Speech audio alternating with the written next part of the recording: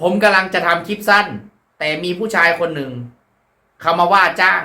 เจ้าภาพมาจ้างหมอลำอันไปร้องหมอลำเล่นตลกจ้างไปในงานยัง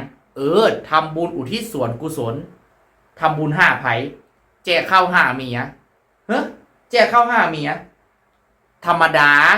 เมียเจ้าจ้างโลกนี้ไปแล้วก็ต้องเอ็ดบุญ5เป็นเรื่องธรรมดาอนุโมทนานำเด้อว่ะเพิ่นบอกว่าบ่เมียยังบ่ทันได้ตายก็ยังบ่ทันได้มีเมียเอ้าทำบุญแจกข้าว5 เมียเป็นไรสันมันสิไปยากหยังวิธีการก็คือทำบุญแจกข้าวขึ้นมาแล้วก็เอาเมียในมื้อนั้น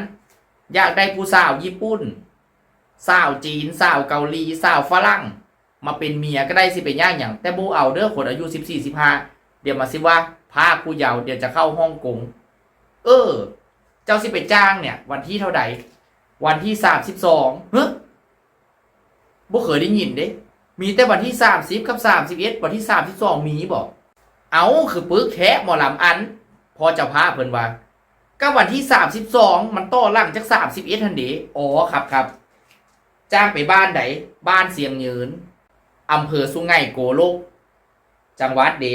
จังหวัดเสียงรายห้วยแล้วมันสิไปชื่ออยู่บ่เอามันสิไปยากหยังโทรศัพท์หากันแล้วก็แล้วตัวมันบ่ยากดอกแต่ว่าอย่าผาค่อยลงก็พอว้าปวดหัวนะเจ้าภาพเอารับก็รับสัตว์เดี๋ยวสิไปลำให้ฟังแถมแจกสวายพร้อม